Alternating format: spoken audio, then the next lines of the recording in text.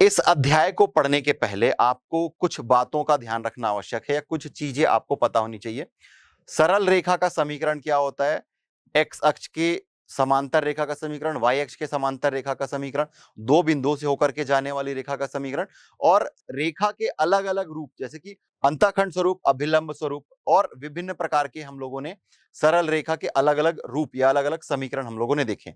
ये आपको पता होना चाहिए। साथ ही जब हम दो वक्रों के बीच का क्षेत्रफल निकाल रहे हैं तो यदि वृत्त के बारे में कोई प्रश्न पूछा जाता है तो वृत्त से संबंधित अवधारणाएं आपको पता होनी चाहिए। इसी प्रकार पैराबोला, हाइपरबोला, इलिप्स, इसी प्रकार परवलय, अतिपरवलय, इस प्रकार के सभी अवधारणाओं के बारे में आपको जानकारी होनी चाहिए। फिर इसका उपयोग करके हम समाकलन करेंगे। तो इस पूरे अध्याय में हम ये देखने वाले हैं कि दो वक्रों के बीच का क्षेत्रफल समाकलन का उपयोग करके किस प्रकार ज्ञात करते हैं। तो सबसे पहले हम ये देखेंगे कि integration from A to B F of X DX, यह फलन y equal to F of X, X अक्ष और x इक्वल टू a और x इक्वल टू b, इन दो कोटियों के बीच के क्षेत्रफल को प्रदर्शित करता है। इसके बाद इस स्टैंडर्ड फॉर्मूले का उपयोग करके हम देखेंगे कि दो वक्रों के बीच का क्षेत्रफल किस प्रकार ज्ञात करते हैं। तो उसके लिए हमें सबसे पहले दोनों वक्रों के बीच जो इंटरसेक्शन या कॉमन पॉइंट होता है वो हमें निकालना होता है और यह निर्भर करता है कि फलन y का फलन है या फिर x का फलन है। अगर वो x का फलन है तो x के फलन में x जो है वो किस मान से किस मान तक वेरी कर रहा है वही उसके लिमिट के फॉर्म पर आता है अगर हम x के रिस्पेक्ट में डिफरेंशिएट कर रहे हैं। इसी प्रकार यदि फलन का समाकलन हम y के सापेक्ष करते हैं तो y का मान उन दोनों वक्रों के बीच किस मान से किस मान तक वेरी कर रहा है या किस मान से किस मान तक परिवर्तित हो रहा है उसके सापेक्ष ये हमारा लिमिट होता है और हम उसको इंटीग्रेट करते हैं। आगे हम ये देखेंगे कि उदाहरण के तौर पर यदि X square plus Y square equal to A square, आप ये जानते हैं कि ऐसे वृत्त का समीकरण है जिसका कि केंद्र मूल बिंदु अर्थात 0 0 होता है और यह a इकाई का एक वृत्त होता है। तो यदि किसी वृत्त की त्रिज्या a हो तो उसका क्षेत्रफल होगा पाई a स्क्वायर। जैसा कि जानते हैं कि वृत्त का क्षेत्रफल होता है पाई आर स्क्वायर, यहां पर वृत्त की त्रिज्या है a तो पाई a स्क्वायर इस वृत्त का क्षेत्रफल होगा। ये तो सामान्य सूत्र से आपको पता है, लेकिन समाकलन का अनुप्रयोग करके किस प्रकार हम वृत्त के द्वारा घिरा हुआ क्षेत्रफल निकालेंगे इसे भी हम देखेंगे। इसी प्रकार यदि कोई ज्योमेट्री x अक्ष या y अक्ष के परितः सममित है तो सममिति का उपयोग करते हुए हम किसी एक क्षेत्रफल या एक भाग का क्षेत्रफल निकाल करके उसका दुगुना या प्रश्नानुसार 4 गुना इस प्रकार की प्रक्रिया या संक्रिया करके भी हम दो वक्रों के बीच का क्षेत्रफल निकालेंगे। तो आइए शुरू करते हैं यह अध्याय। साधारण वक्रों के अंतर्गत क्षेत्रफल, एरिया अंडर सिंपल कर्व्स। तो पिछले अध्याय में हमने यह देखा है कि योगफल की सीमा के रूप में निश्चित समाकलन एवं कलन की आधारभूत प्रमेय का उपयोग करते हुए निश्चित समाकलन का परिकलन कैसे किया जाता है। अब हम वक्र y equal to F of X, X अक्ष एवं कोटियों x इक्वल टू a तथा x इक्वल टू b से घिरे क्षेत्रफल को ज्ञात करेंगे। हम वक्र के अंतर्गत क्षेत्रफल को बहुत सी पतली एवं ऊर्ध्वाधर बहुत सी पट्टियों से निर्मित मान सकते हैं। y ऊंचाई एवं dx चौड़ाई वाली एक स्वेच्छ पट्टी पर विचार कीजिए। इसमें dA जो कि प्रारंभिक पट्टी का क्षेत्रफल है यह बराबर होगा y dx के, जहां y equal to F of X है। यह क्षेत्रफल प्रारंभिक क्षेत्रफल कहलाता है जो कि क्षेत्र के भीतर किसी स्वेच्छ स्थिति पर स्थापित है एवं a तथा b के मध्य x के किसी मान से विनिर्दिष्ट है। वक्र y equal to F of X कोटियों x equal to a, x equal to b एवं x अक्ष से घिरे क्षेत्र के कुल क्षेत्रफल कैपिटल A को क्षेत्र PQRSP में सभी पतली पट्टियों के क्षेत्रफल के योग के परिणाम के रूप में देख सकते हैं।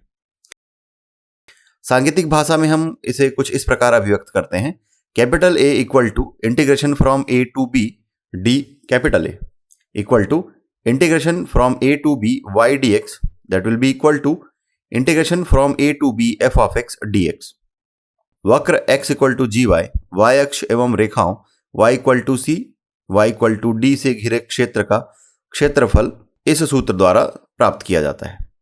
Capital A equal to integration from c to d x dy equal to integration from c to d g of y dy। तो जैसा कि चित्र में दिखाया गया है, हम क्षैतिज पट्टियों पर कुछ विचार करते हैं। यदि चर्चित वक्र की स्थिति x अक्ष के नीचे है, तो जिस प्रकार आप चित्र में देख रहे हैं कि जहां x इक्वल टू a से x इक्वल टू b तक f of x is less than 0 है, इसलिए दिए हुए वक्र x अक्ष एवं कोटियों x equal to a x equal to b से घिरे क्षेत्र का क्षेत्रफल ऋणात्मक हो जाता है।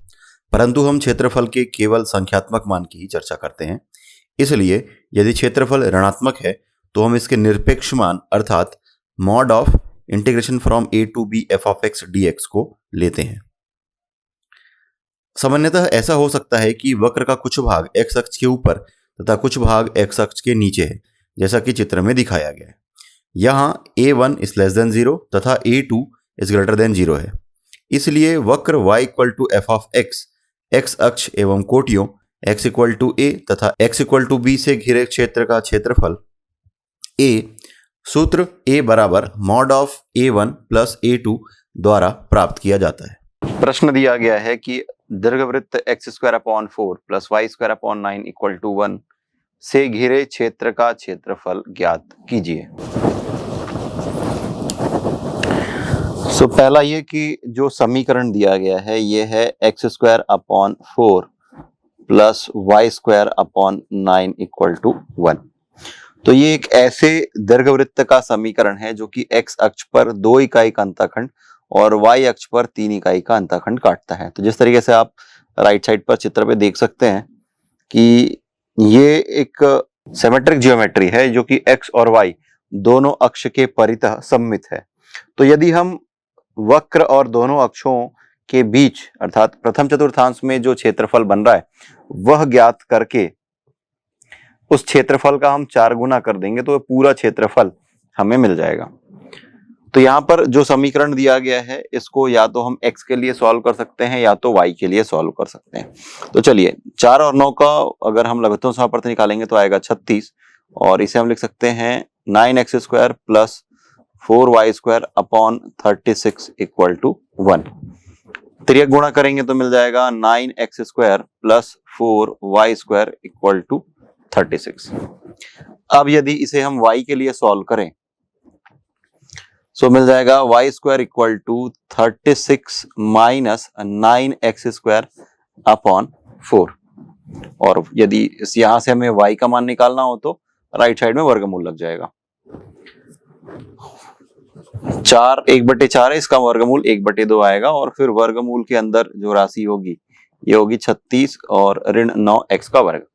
अब इस पद से और इस पद से दोनों से हम 9 को उभयनिष्ठ निकाल सकते हैं और 9 का वर्गमूल होगा 3, तो 3 पूरा यहां से बाहर आ जाएगा। तो इस प्रकार आपको मिलेगा y बराबर 3/2 वर्गमूल 4 ऋण x का वर्ग, ये हमें y इक्वल टू मिला है। तो अब यदि हमें अभिष्ट क्षेत्रफल निकालना है, अभिष्ट क्षेत्रफल, तो हम क्या करेंगे 4 गुना कर देंगे जो क्षेत्रफल हमें OAB का मिल रहा है अर्थात प्रथम चतुर्थांश में जो क्षेत्रफल है उसका हम 4 गुना कर देंगे। तो इस तरीके से आगे हमें मिल जाएगा 4 into integration sine 0 to 2y dx। y का समाकलन हम x के सापेक्ष कर रहे हैं और प्रथम चतुर्थांश में देखिए x का जो मान है यह 0 से 2 इस प्रकार यह वेरी कर रहा है। तो इस प्रकार हमें यह मिल जाएगा। अब y का जो मान है, या मान के चलते हैं कि समीकरण 2 है, तो समीकरण 2 में जो y का मान है उसे यहाँ पर रख देंगे। ये 4 और 3/2 ये अचर राशि है तो वर्गमूल चिन्ह के बाहर आ जाएगा। ये 0 to 2 then square root over 4 minus x² then dx। इसको सॉल्व करेंगे तो अल्टीमेटली मिल जाएगा 2 दूनी 4 और 3 दूनी 6, तो 6। इसके बाद में है समाकलन का चिन्ह 0 से 2 वर्गमूल 4 ऋण x का वर्ग dx। इसे सरल करने के लिए हम प्रतिस्थापन का उपयोग कर सकते हैं। तो यहाँ पर यदि हम प्रतिस्थापन उपयोग करें कि माना इसके लिए हम प्रतिस्थापन को उपयोग कर रहे हैं और हम यह मान करके चलेंगे कि माना x equal to 2 sine theta, दोनों पक्षों का अवकलन करेंगे, ये मिल जाएगा dx equal to 2 sine theta का कॉस थीटा और फिर थीटा का डी थीटा। अब यहाँ पर जो लिमिट है ये x के लिए है 0 से 2, तो हम यहाँ पर थीटा के लिए उस मान को निकालेंगे। तो जब x इक्वल टू 0 है, यहाँ पर 0 रख दीजिए, तो थीटा इक्वल टू भी 0 डिग्री मिलेगा। और जब x इक्वल टू 2 है, तो यहाँ पर अब 2 रखिए, 2 और 2 cancel, sine theta equal to 1, तो थीटा इक्वल टू π/2 रेडियन। तो अब जो लिमिट हमें मिल रही है ये 0 टू π/2 रेडियन, इसमें यह मिल रहा है। तो अभिष्ट क्षेत्रफल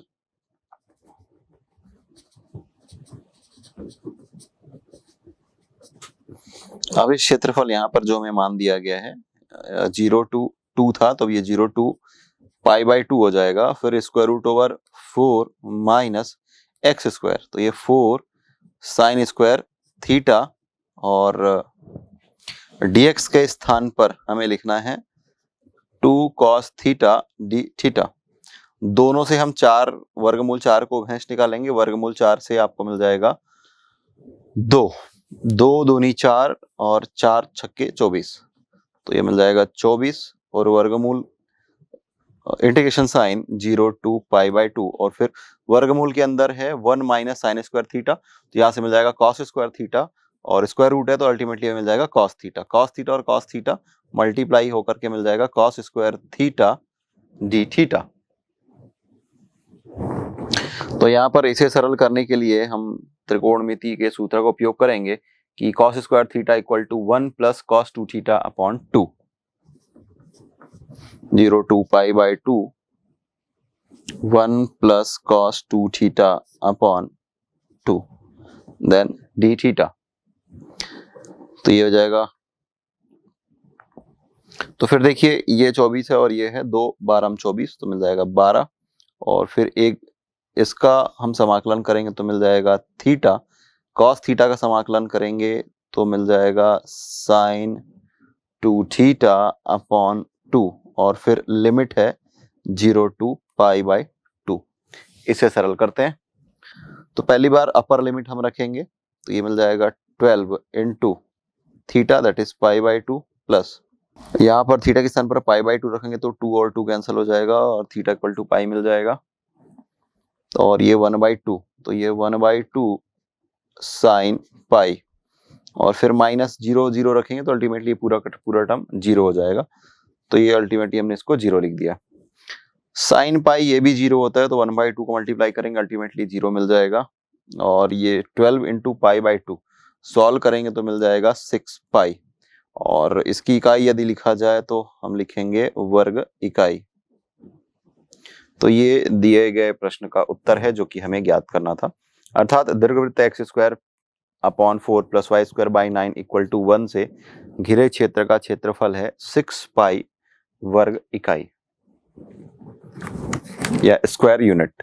इसमें अगला प्रश्न दिया गया है कि वक्र y equal to 4x into X minus 1 into X minus 2 का x अक्ष से घिरे क्षेत्र का क्षेत्रफल ज्ञात कीजिए। तो पहली बात यह कि ये जो वक्र है यह x अक्ष को किन किन बिंदुओं पर काटता है यह हमें ज्ञात होना चाहिए, और इसका वक्र कुछ इस तरीके से बनेगा। अगर आप चित्र में देख पा रहे हैं तो ये OABCD इस तरीके से इस वक्र के द्वारा इसे दर्शाया गया है।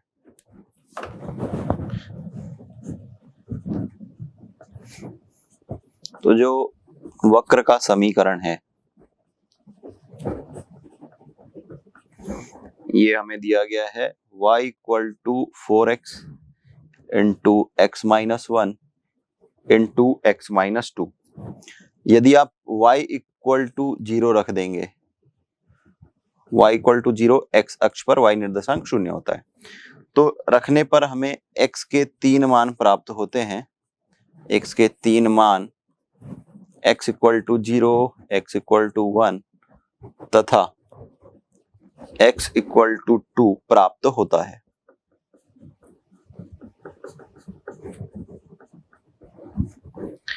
तो ये जो 3 बिंदु है, एक बिंदु है 0 0, दूसरा बिंदु है 1 0 और तीसरा बिंदु है 2 0। तो हम लिखेंगे कि x अक्ष को वक्र 3 बिंदुओं 0 0 1 0 तथा 2 0 पर काटता है।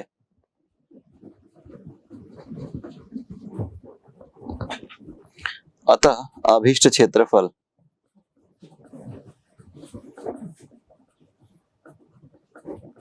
बराबर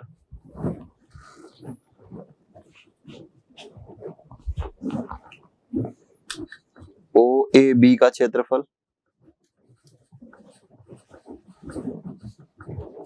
और BCD का क्षेत्रफल।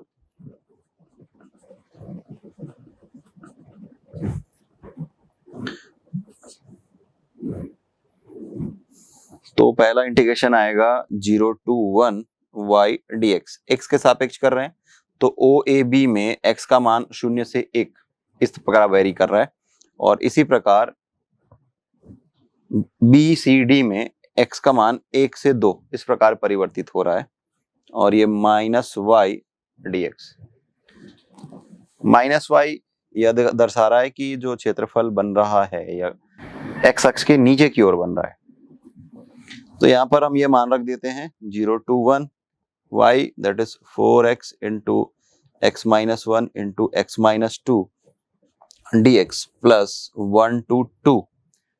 एक काम करते हैं, ये जो माइनस साइन उसको यहाँ पर मल्टीप्लाई कर देते हैं और ये प्लस साइन को माइनस बना देते हैं, और फिर again 4x into x minus 1 into x minus 2 dx। इस पूरे टर्म को मल्टीप्लाई कर लेते हैं तो हमें एक पॉलिनोमियल या बहुपद मिल जाएगा। ये मिलेगा 4x cube minus 12x square plus 8x then dx। Again 1 to 2 4x cube minus 12x square plus 8x dx। अब इसका समाकलन करते हैं और फिर जो इसमें सीमा दी गई है वो अप्लाई कर देंगे। तो 4x क्यूब, x क्यूब का समाकलन करेंगे तो x का घात 4/4, ऋण 12 x का घात 2 का समाकलन करेंगे तो x का घात 3, और ये x का समाकलन करेंगे तो x स्क्वायर बटे 2, और यहाँ पर लिमिट है 0 to 1। फिर माइनस साइन x का पावर 3 अगेन x का पावर 4/4 और माइनस 12x का power 3/3 plus 8x square upon 2। ये है 1 to 2।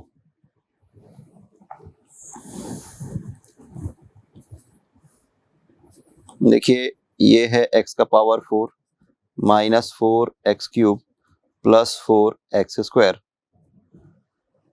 इसके बाद में सिमिलरली यहाँ पर भी टर्म कुछ इसी प्रकार मिलेंगे, x का power 4 minus 4x cube plus 4x square, और ये 1 to 2। x के स्थान पर आप 1 पुट करेंगे, मतलब अपर वैल्यू पुट करेंगे, सॉरी, तो यहाँ पर x के जो अपर लिमिट है ये 1 पुट करेंगे तो मिल जाएगा 1 का power 4 that is 1 minus again 4 और ये 4। जब 0 पुट करेंगे तो ये पूरा का पूरा टर्म आपको 0 दे देगा, तो अब सिंपली हम इसको -0 लिख देते हैं। अब यहाँ पर जब आप अपर लिमिट रखेंगे तो 2 का घात 4 ये मिल जाएगा 16, ऋण 4x का घात 3, 2 का घात 3 मिल जाएगा 8, 8 चौक 32, धन 2 दूनी 4, 4 चौक 16, ऋण। अब लोअर लिमिट रखेंगे 1 रखेंगे तो आपको अल्टीमेटली यही मान मिलने वाला है, तो अल्टीमेटली यहाँ पर इसको सॉल्व करेंगे तो 1 मिल जाएगा, तो हमने इसको 1 पुट कर दिया है। यहाँ से आपको मिल जाएगा 1, ये 16 और 16 जोड़ के 32 और ऋण 32, ये टोटल टर्म कैंसिल हो गया, यहाँ पर -1, माइनस और माइनस +1, तो यहाँ पर जो मिल रहा है यह 2 वर्ग इकाई ऐसा क्षेत्रफल हमें मिल रहा है। तो ये जो वक्र है y =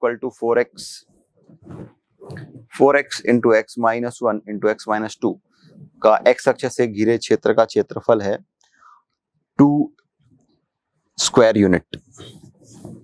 अगला प्रश्न है कि वृत्त x² + y² = 25 का क्षेत्रफल ज्ञात कीजिए। तो ये एक ऐसे वृत्त का क्षेत्रफल है जिसका केंद्र मूल बिंदु 0 0 है और इसकी त्रिज्या 5 इकाई है। तो यदि इसे आप चित्र में देखना चाहें तो ये कुछ इस तरीके से दिखाई देगा। प्रथम चतुर्थांश में जो क्षेत्रफल बन रहा है OAB, जिसको हमने छायांकित भाग से दर्शाया हुआ है, यदि हम यह एक चतुर्थांश पर घिरा क्षेत्रफल निकाल लें और उसका गुणा 4 से कर दें तो हमें वृत्त के द्वारा घिरा क्षेत्रफल मिल जाएगा। यहाँ पर हमें समाकलन का उपयोग करके क्षेत्रफल ज्ञात करना है। तो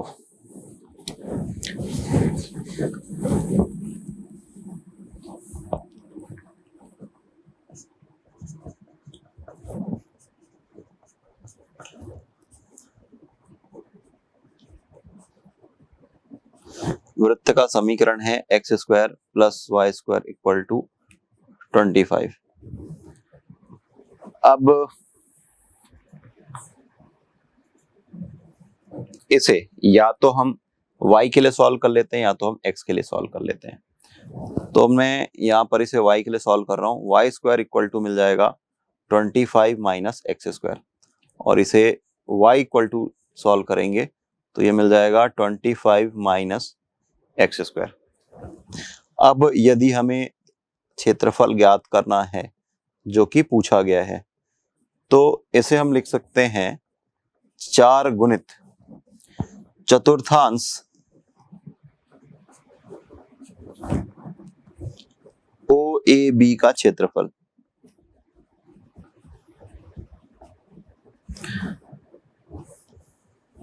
तो इसे लिखा जा सकता है 4 × इंटीग्रेशन साइन y dx, और x का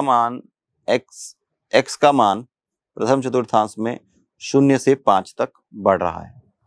अब y का जो मान है यहां से हम पुट कर देते हैं तो मिल जाएगा 4, then integration sine 0 to 5 √25 - x² dx। यहाँ पर पुनः प्रतिस्थापन का उपयोग करेंगे इसे सरल करने के लिए। माना कि x = है 5 sin थीटा, दोनों पक्षों का अवकलन करते हैं तो मिल जाएगा dx = 5 cos theta d theta. जो लिमिट है ये x के लिए है, हमें लिमिट ज्ञात करनी है थीटा के लिए। तो जब x = 0 है, यहाँ पर आप 0 रख दीजिए, तो साइन थीटा = 0 मिल जाएगा, तो थीटा = यहाँ पर 0 रेडियन मिल रहा है। इसी प्रकार जब x = 5 है, यहाँ पर 5 पुट करेंगे तो 5 और 5 कैंसिल हो जाएगा, मिल जाएगा 1। साइन थीटा = 1 तो थीटा = π/2। तो जो लिमिट है हमारी 0 to 5 ये चेंज हो चुका है 0 to π/2 रेडियन में। अब इन मानों को हम अभिष्ट क्षेत्रफल में रख देते हैं। तो अभिष्ट क्षेत्रफल हमें मिल रहा है 4 गुना इंटीग्रेशन जो था ये 0 to 5 था, अब ये 0 to π/2 में चेंज हो जाएगा, और फिर स्क्वायर रूट के अंदर है 25 - x², x का स्क्वायर करेंगे अर्थात 5² sin² थीटा। अब देखिए dx के स्थान पर हमको लिखना है 5 cos थीटा d थीटा। अब दोनों पदों पर 25 है, 25 को उभयनिष्ठ निकाल सकते हैं, और 25 का वर्गमूल होता है 5। तो यहाँ वर्गमूल के अंदर की राशि 5 और ये 5, 5 × 5 = 25, 25 × 4 = 100। तो ये 100 यहाँ से बाहर आ जाएगा। 0 to π/2 देखिए 1 - sin² थीटा आपको मिल जाएगा cos² थीटा, और वर्गमूल के अंदर cos² थीटा है, तो सॉल्व करने पर मिल जाएगा cos थीटा। तो यहाँ से cos थीटा और यहाँ से cos थीटा दोनों मिला करके दोनों मल्टीप्लाई हो जाएगा, मिल जाएगा cos² थीटा d थीटा। अब इसको सरल करने के लिए हम त्रिकोणमिति के प्रतिस्थापन का उपयोग करेंगे या त्रिकोणमिति सूत्र का उपयोग करेंगे। cos² थीटा को हम लिख सकते हैं 1 + cos 2 θ/2। तो यह हमें मिल जाएगा 100 × 0 to π/2 1 + cos 2 θ/2 d थीटा। ये 2 को हम बाहर ले लेते हैं समाकलन चिन्ह के बाहर, क्योंकि ये तो अचर राशि है, तो 100/2 हमको मिल जाएगा 50, और फिर 1 का समाकलन करेंगे थीटा के सापेक्ष तो मिल जाएगा थीटा। cos 2 θ का समाकलन करेंगे तो मिल जाएगा sin 2 θ/2, और ये जो लिमिट है ये 0 to π/2। तो ये हो गया 50। अब इसमें आप अपर लिमिट पुट कर दीजिए, थीटा = π/2 और जब यहाँ पर आप थीटा रखेंगे, देखिए theta equal to pi by 2 रखेंगे तो ये 2 और 2 कैंसिल हो जाएगा, अल्टीमेटली आपको मिल जाएगा साइन पाई, और साइन पाई की वैल्यू मिलती है 0, तो ये पूरा का पूरा टर्म आपको मिल जाएगा 0। इसी तरीके से माइनस साइन के साथ ये जब थीटा इक्वल टू 0 पुट करोगे तो ये भी 0 और ये भी 0, तो अल्टीमेटली आपको 0 मिल जाएगा। तो 50/2 करेंगे तो मिल जाएगा 25। तो इस तरीके से जो क्षेत्रफल मिल रहा है ये 25 पाई वर्ग इकाई, यह क्षेत्रफल हमें मिल रहा है। तो देखिए कि ये जो वृत्त है x² + y² = 25, इसका क्षेत्रफल हमें मिल रहा है 25 पाई वर्ग इकाई। वृत्त है जिसका त्रिज्या 5 इकाई है, तो वृत्त का क्षेत्रफल होता है पाई r², तो 5 का वर्ग 25 और पाई। तो इस तरीके से भी अगर आप एनालिटिकली फॉर्मूले का उपयोग करते हैं तो आपको मिल रहा है 25 पाई वर्ग इकाई, और समाकलन के सूत्र का भी उपयोग करके हम जब इसे सरल कर रहे हैं तो हमें यही मिल रहा है। तो इस प्रकार क्रॉस टैली हो रहा है कि हमने जो उत्तर निकाला है यह सही है। प्रश्न दिया गया है कि परवलय x² = 4ay, y अक्ष एवं रेखाओं y = 1 और y = 2 से घिरे क्षेत्र का क्षेत्रफल ज्ञात कीजिए। तो पहले हम परवलय का समीकरण लिखते हैं।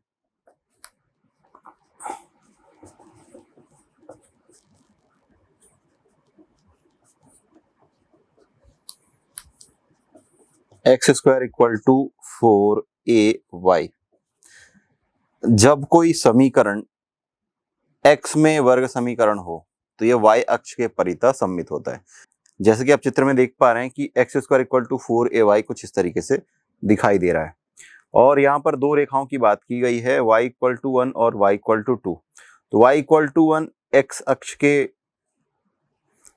के समांतर रेखा का समीकरण है, y = 1 और y = 2। तो चित्र में आप देखना चाहें तो ये y = 1 और y = 2 कुछ इस तरीके से दिखाई देगा। तो ये इन दोनों के बीच में जो वक्र के साथ बना हुआ क्षेत्रफल है यह हमें ज्ञात करने के लिए कहा गया है। तो इस प्रकार हम यहाँ पर लिखेंगे कि अभीष्ट क्षेत्रफल इक्वल टू x dy,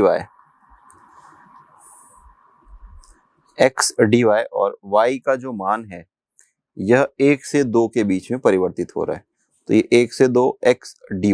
तो इस प्रकार हमें अभीष्ट क्षेत्रफल जो है ये इंटीग्रेशन के फॉर्म में मिल रहा है, limit from 1 to 2x dy, और x का मान हम समीकरण 1 से ज्ञात कर सकते हैं। यहाँ से ये लिखना चाहें तो x इक्वल टू इस टर्म का स्क्वायर रूट हो जाएगा, तो 4 का वर्गमूल 2 और ये वर्गमूल के अंदर ay, इस प्रकार हमें पद मिलेंगे। तो ये मान हम यहाँ पर रख देते हैं, समाकलन का चिन्ह है, सीमा 1 से 2 है और ये 2 वर्गमूल ay dy। देखिए 2 और वर्गमूल a ये दोनों के दोनों अचर राशि है जो कि फ्री फ्रॉम y है, तो इसे हम बाहर ले लेंगे। 2 × √a इंटीग्रेशन साइन 1 to 2, ये y का पावर 1/2 लिख सकते हैं स्क्वायर रूट y को, और ये dy।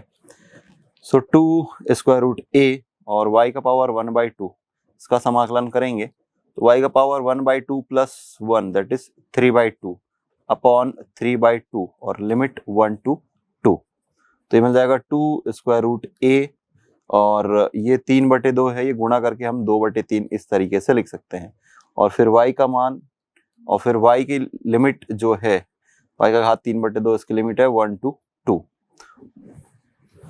और ये 2 और 2 का मल्टीप्लाई हो जाएगा 4/3 √a। अब यहाँ पर हम y के स्थान पर एक बार 2 रखेंगे और एक बार 1 रखेंगे, तो मिल जाएगा 2 का घात 3/2 ऋण 1 का घात 3/2। 2 का घात 3 करेंगे तो मिल जाएगा 8, और 8 का वर्गमूल करेंगे तो 2 वर्गमूल 2 हमें मिल जाएगा, तो ये है 4/3 वर्गमूल a और ये 2 वर्गमूल 2 ऋण 1। तो ये जो हमें क्षेत्रफल मिल रहा है, मान करके चलते हैं कि ये क्षेत्रफल a है, तो 4/3 वर्गमूल a गुणा 2 वर्गमूल 2 ऋण 1 वर्ग इकाई, यह अभीष्ट क्षेत्रफल है जो कि हमें ज्ञात करने के लिए कहा गया था। अगला प्रश्न दिया गया है, वक्र y = 2 cos x, x अक्ष तथा x = 0 और x = 2 पाई से घिरे क्षेत्र का क्षेत्रफल ज्ञात कीजिए। तो यहाँ पर 2 cos x की बात की जा रही है। तो पहली बात ये कि cos x का ग्राफ आपको पता है किस प्रकार बनता है, और यहाँ पर x का मान 0 to 2 पाई है। तो 2 cos x का मान कौन कौन से चतुर्थांश पर धनात्मक होता है, कौन से चतुर्थांश पर ऋणात्मक होता है, यह हमें ज्ञात होना चाहिए। फिर उसके बेसिस पर हम इसे इंटीग्रेट करके वह क्षेत्रफल ज्ञात कर पाएंगे जो हमें ज्ञात करना है। तो देखिए, ये 0 डिग्री की लाइन है, ये π/2 डिग्री की लाइन है, ये π/2 रेडियन की लाइन है, ये पाई रेडियन, और ये 3π/2 रेडियन, और अगेन ये 360 या 2 पाई रेडियन। प्रथम चतुर्थांश पर सभी त्रिकोणमितीय फलन धनात्मक होते हैं। दूसरे चतुर्थांश पर साइन और कोसेक ये धनात्मक होते हैं। तीसरे चतुर्थांश पर कॉट और टेन, और चौथे चतुर्थांश पर कॉस और सेक ये धनात्मक होते हैं।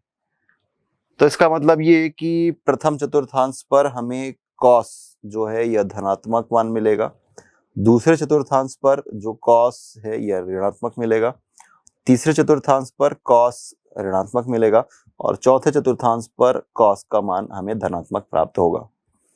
तो यहाँ पर दोनों चतुर्थांशों पर, पहले और चतुर्थ चतुर्थांश पर जो मान मिलेगा हम उसे प्लस साइन के साथ लिखेंगे, और दूसरे और तीसरे चतुर्थांश पर जो फंक्शनल वैल्यू आएगी उसे हम निगेटिव साइन के साथ लिखेंगे। तो फंक्शन दिया गया है y = 2 cos x। तो जब x जो है यह क्लोज इंटरवल 0 to π/2 अर्थात प्रथम चतुर्थांश में लाई करता है, तब cos x > r = 0। तो इसका मतलब ये कि 2 cos x > r = 0 मिलेगा।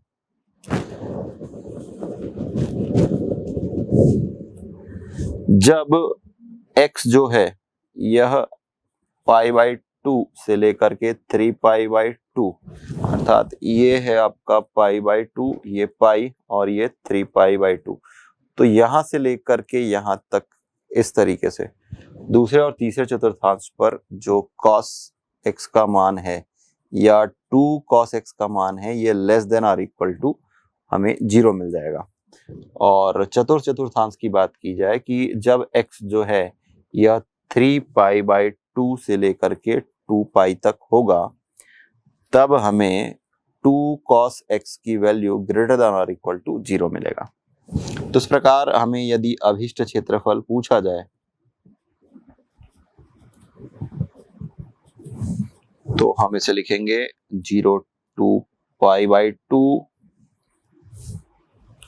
y dx, फिर plus sine π/2 to 3π/2 minus y dx, यहाँ पर चूंकि निगेटिव है, और फिर plus 3π/2 to 2 pi y dx। अब इन फलनों पर y का मान हम रख देते हैं 2 cos x, और फिर आगे इसको इंटीग्रेट करके सॉल्व करते हैं। तो ये है 2 cos x। तो 2 फंक्शन के बाहर हम लिखेंगे 0 to π/2, और ये है cos x dx। Minus sine बाहर ले लेते हैं, और ये है आपका π/2 to 3π/2 cos x dx, और फिर प्लस अगेन यहाँ पर ये 2 बाहर आ जाएगा, और यहाँ पर भी 2 हम बाहर लिखेंगे, 3π/2 to 2 pi cos x dx। cos x का समाकलन मिल जाएगा sin x, तो हम लिखेंगे 2 into sin x 0 to π/2 minus 2 sin x π/2 to 3π/2, और plus 2 sin x 3π/2 to 2 pi. 2 sin π/2 minus sin 0 minus 2 sin 3π/2 minus sin pi by 2 plus 2 sine 2 pi minus sine 3 pi by 2।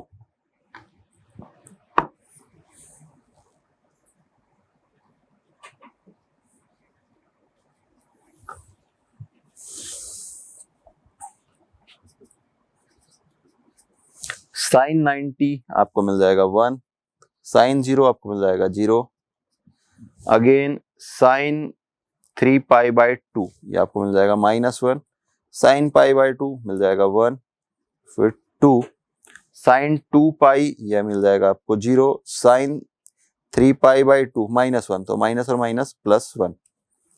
तो इसे solve करते हैं तो 2 into 2 2 और ये -2 minus minus दोनों को मल्टीप्लाई करेंगे तो मिल जाएगा +4 और 2 इंटू 1 दैट इज 2, तो ये आपको मिल रहा है 8 यूनिट या 8 square unit.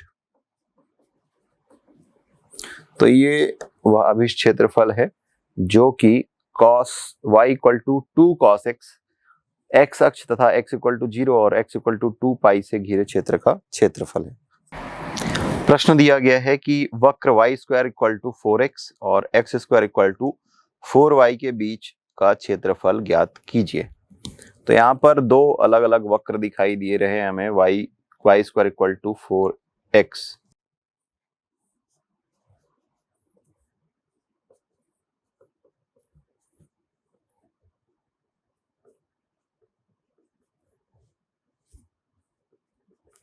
y square equal to 4x समीकरण 1 और समीकरण 2, x square equal to 4y समीकरण 2। देखिए y square equal to 4x है तो यह x अक्ष के परितः सममित है, अर्थात ये राइट हैंडेड में जो आपको पहला ग्राफ दिखाई दे रहा है ये y square equal to 4x है, और अब जो दूसरा ग्राफ आपको दिखाई दे रहा है x square equal to 4y ये उसका ग्राफ है। तो अल्टीमेटली इन दोनों वक्रों का इंटरसेक्शन पॉइंट जो है या दोनों वक्रों का उभयनिष्ठ बिंदु हमें पहले ज्ञात करना है और उसके बाद हम इसमें लिमिट अप्लाई करके इसे सॉल्व कर लेंगे। तो समीकरण 2 से यदि हम y का मान ज्ञात करें तो यहां से हमें मिल जाएगा y equal to X square upon 4। इस मान को हम समीकरण 1 में रख देते हैं। समीकरण 1 में y equal to X square upon 4 रखने पर तो मिल जाएगा x का power 4 upon 16 equal to 4x, और जब इसे तिर्यक गुणा करके सरल करेंगे तो 16 चौक 64, x का घात 4 ऋण 64x बराबर 0। इन दोनों पदों से यदि हम x को उभयनिष्ठ निकाल लें तो x का घात 3 ऋण 64 इक्वल टू 0 मिल जाएगा। अब इसे देखा जाए तो 4 का घात 3 है मूल रूप से, या फिर इसे सरल करने पर आपको मिल जाएगा x इक्वल टू 0 और x इक्वल टू 4। यहाँ पर 3 रिपीटेड रूट मिलेंगे 4 4 4, तो उसे लिखने की आवश्यकता नहीं है, x बराबर 4 हमने यहाँ पर लिख लिया है। तो अब यदि आप चित्र में देखें तो बिंदु O पर x बराबर 0 है तथा बिंदु M पर x बराबर 4 है।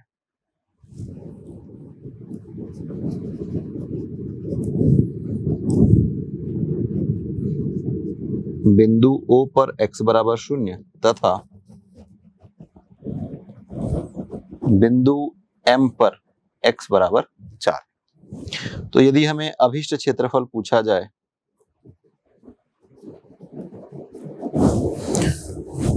तो हम लिखेंगे कि क्षेत्रफल OAPBO, चित्र में देखिए OAPBO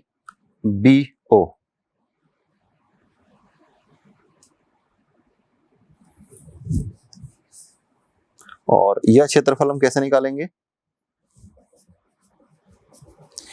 यदि हम OAPMO इस क्षेत्रफल में जो क्षेत्रफल है OBPMO इसको घटा दें तो वह क्षेत्रफल हमें मिल जाएगा जो कि हमें चाहिए है।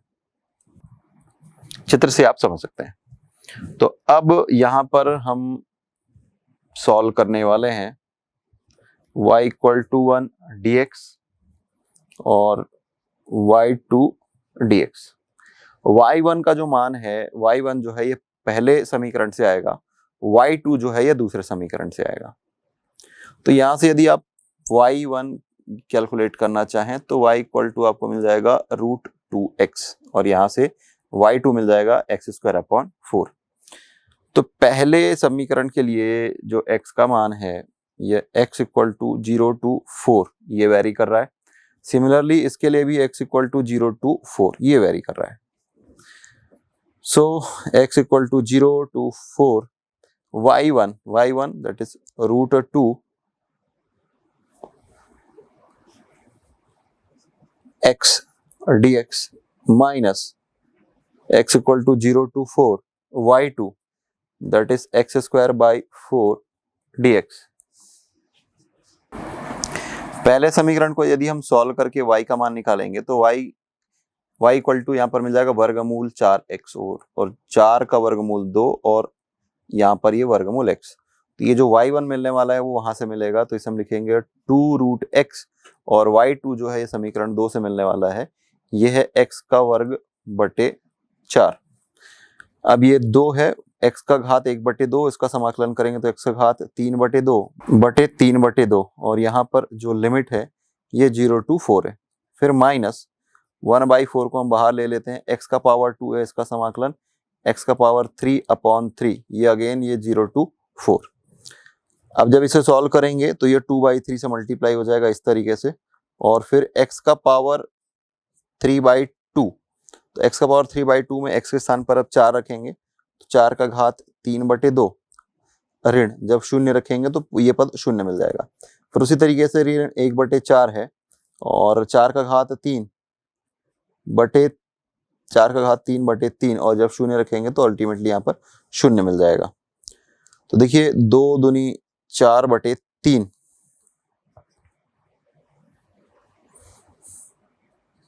4/3 और फिर 4 का घात 3/2, ये 4 यहाँ पर है हर में और यहाँ पर 4 का घात 3 है, घट जाएगा 4 का घात 2 मिल जाएगा, 4 चौक 16, तो ये मिल जाएगा आपको 16/3। इसी तरीके से आधार समान है, गुणा करने पर घात जुड़ जाएगा, तो 3/2 धन 1 तो मिल जाएगा 5/2।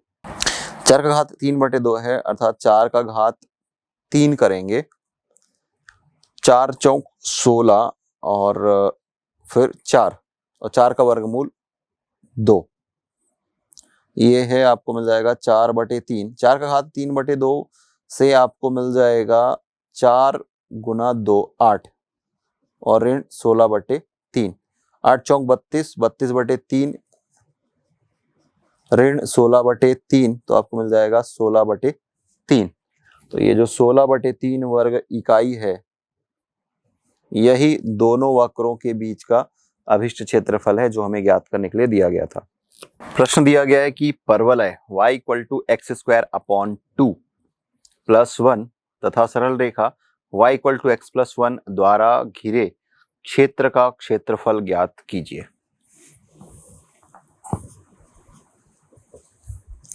तो दिए हुए वक्र का समीकरण है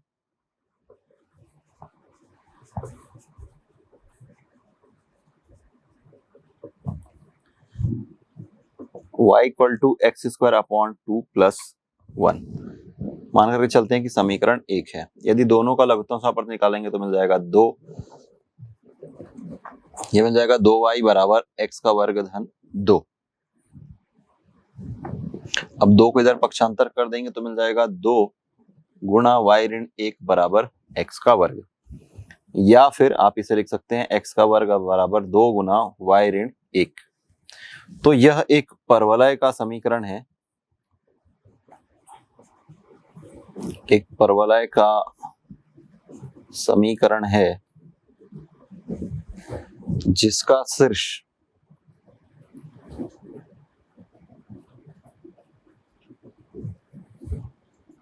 शून्य 1 है। देखिए x के स्थान पर x - 0 ऐसा लिख सकते हैं, तो यहाँ पर से आपको 0 मिल जाएगा x कोऑर्डिनेट और यहाँ पर तो y - 1 डायरेक्टली दिखा हुआ है, तो यहाँ पर y जो है वो 1 पर शिफ्ट हो चुका है।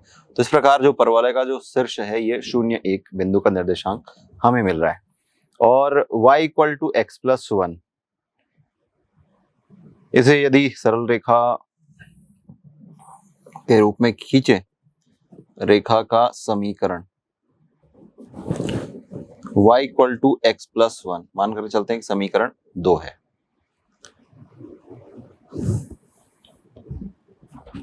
यदि इसे आप अंतःखंड रूप में परिवर्तित करना चाहें तो भी हम परिवर्तित कर सकते हैं, और इसे डायरेक्टली हम ड्रॉ कर सकते हैं। और अगर ऐसा नहीं तो दूसरा ये कि इन दोनों का हम प्रतिच्छेद बिंदु सॉल्व करके निकाल लेते हैं। तो एक काम करते हैं कि परवलय 1 तथा रेखा 2 का प्रतिच्छेद बिंदु के भुज के लिए हम समीकरण 1 से y का मान समीकरण 2 में रख देते हैं। यहाँ से y का मान जो है समीकरण 2 में रख देते हैं। तो यह मिल जाएगा X square upon 2 plus 1 equal to X plus 1, समीकरण 1 व 2 से, ऐसा हम यहाँ पर लिख देते हैं। तो यहाँ पर जब सॉल्व करेंगे तो मिल जाएगा X square plus 2 equal to 2x plus 2। Solve करते हैं, एक्स स्क्वायर माइनस 2x, ये 2 और 2 कैंसिल हो जाएगा, अल्टीमेटली आपको मिल जाएगा 0। सॉल्व करेंगे, उभयनिष्ठ निकाल सकते हैं x, और ये x minus 2 equal to 0, that implies x equal to 0 और x इक्वल टू 2।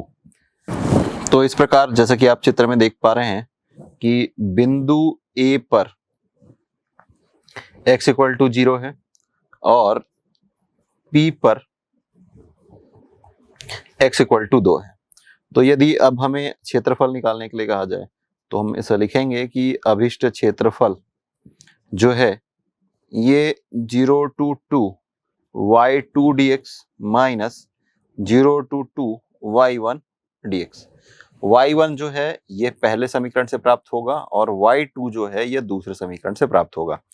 तो जो क्षेत्रफल है अभिष्ट क्षेत्रफल वो हमें दो अलग अलग क्षेत्रफल का अंतर के रूप में इस प्रकार मिल जाएगा।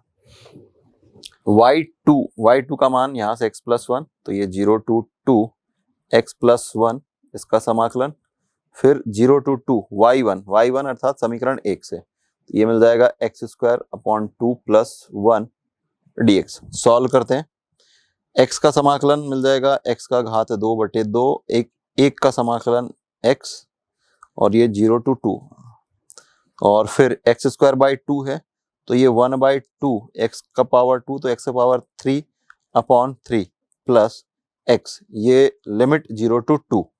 अब ये लिमिट पुट करके सॉल्व कर देते हैं, तो 2 का घात 2 4/2 मिल जाएगा 2, धन यहाँ पर रखेंगे upper limit 2 minus lower limit, तो ये दोनों टर्म 0 हो जाएगा, तो इसे हम डायरेक्टली 0 पुट कर रहे हैं। फिर माइनस 2 और 3 का गुणा करेंगे तो मिल जाएगा 6, और अब यहाँ पर अपर लिमिट रखेंगे तो 2 का घात 3 8/2 तो 4, तो 4/3, और एक बार अपर लिमिट रखेंगे तो ये 2, फिर माइनस लोअर लिमिट रखेंगे तो पूरा टर्म 0 हो जाएगा, तो इसको हम डायरेक्टली -0 लिख रहे हैं। फर्स्ट टर्म या फर्स्ट ब्रैकेट में जब सॉल्व करेंगे तो मिल जाएगा 4, फिर ये -4/3 -2, 4 - 2 2, सो 2 - 4/3 लघुत्तम समापवर्त आएगा 3, और ये 6 ऋण 4 तो मिल जाएगा 2/3, 2/3 वर्ग इकाई, यह अभिष्ट क्षेत्रफल है जो हमें ज्ञात करने के लिए कहा गया था। तो इस प्रकार हम दो वक्रों के बीच घिरे क्षेत्रफल को ज्ञात कर सकते हैं। प्रश्न दिया गया है कि उस त्रिभुज का क्षेत्रफल समाकलन की सहायता से ज्ञात कीजिए जिसके शीर्ष ऋण 1 1 0 5 और 3 2 हैं। तो हम यह मान करके चलते हैं कि पहला बिंदु ऋण 1 1 है, ये A है, दूसरा बिंदु B ये 0 5 है, और तीसरा बिंदु C जो कि 3 2 है। और त्रिभुज ABC में ABC जो है ये त्रिभुज के शीर्ष के निर्देशांक है। जैसे कि आप चित्र में देख सकते हैं कि ये ABC कुछ इस प्रकार से त्रिभुज आपको दिखाई दे रहा है। तो पहले हम AB का समीकरण, BC का समीकरण और AC का समीकरण ज्ञात कर लेते हैं।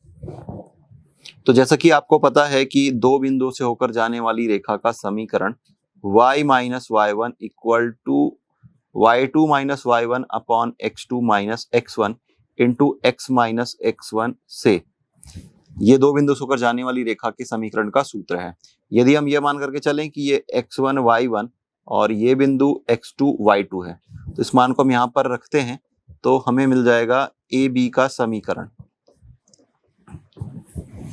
y माइनस y1, y1 का मान 1 equal to y2 minus y1 तो 5 ऋण 1 बटे x2 माइनस x1 माइनस और minus plus and x minus x1 minus और माइनस प्लस।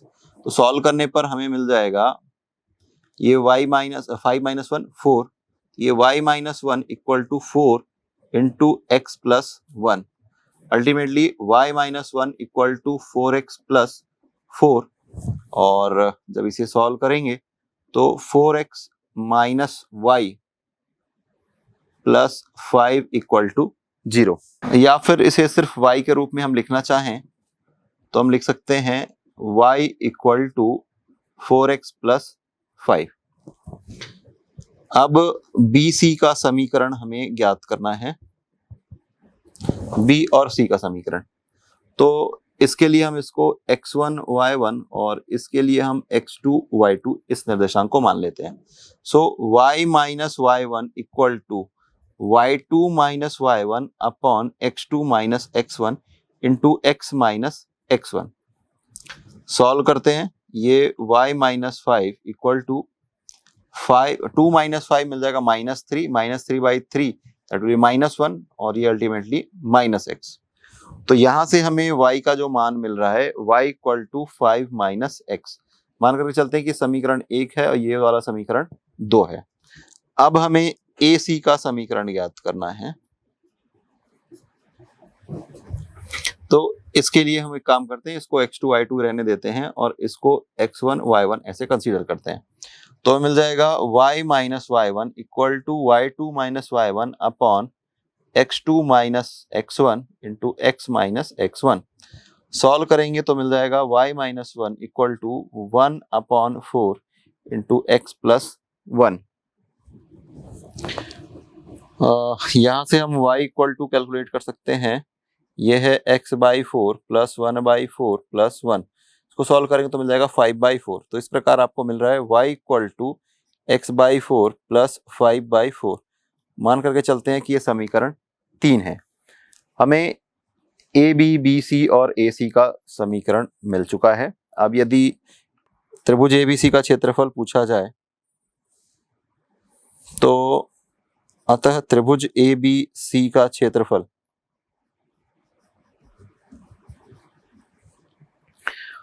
तो देखिए AB में x का मान जो है, x का जो मान है ये -1 to 0 फ्लोट कर रहा है। तो ये -1 to 0 y1 अर्थात ये वाला मान हम लिखेंगे 4x plus 5 dx plus BC, ये B है और ये C है। x का मान 0 से लेकर के 3 तक चेंज हो रहा है, 0 से 3 और BC में y इक्वल टू मिल रहा है 5 माइनस एक्स dx। फिर AC में -1 to 3 ये x by 4 plus 5 by 4 dx। तो इस प्रकार हमने ये लिमिट अप्लाई कर लिया है। अब इसको समाकलन करके हमें वह मान रखना है और फिर जो अभीष्ट उत्तर चाहिए है वो हमें मिल जाएगा।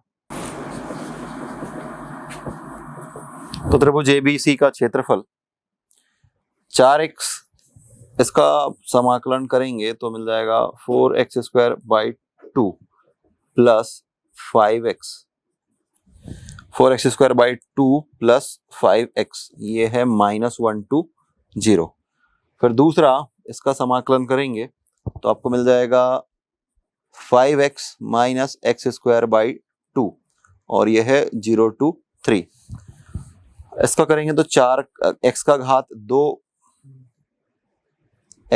2 और ये 4 है बटे 2 और ये 5 बटे 4 x, लिमिट है -1 to 3।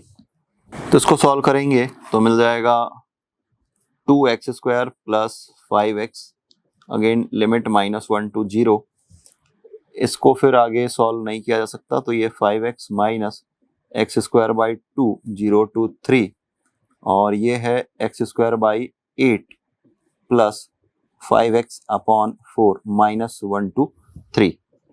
जब x इक्वल टू 0 पुट करेंगे तो ये टर्म 0 और ये टर्म 0 मिल जाएगा, और फिर जब -1 पुट करेंगे माइनस साइन के साथ में, तो 2 इंटू -1 का स्क्वायर मिल जाएगा 2 प्लस 5 इंटू -1 आपको मिल जाएगा -5, फिर प्लस 5 गुणा 3 15 ऋण 3 3 9 9/2 और माइनस के बाद इसमें 0 पुट करेंगे तो अल्टीमेटली पूरा टर्म 0 मिल जाएगा।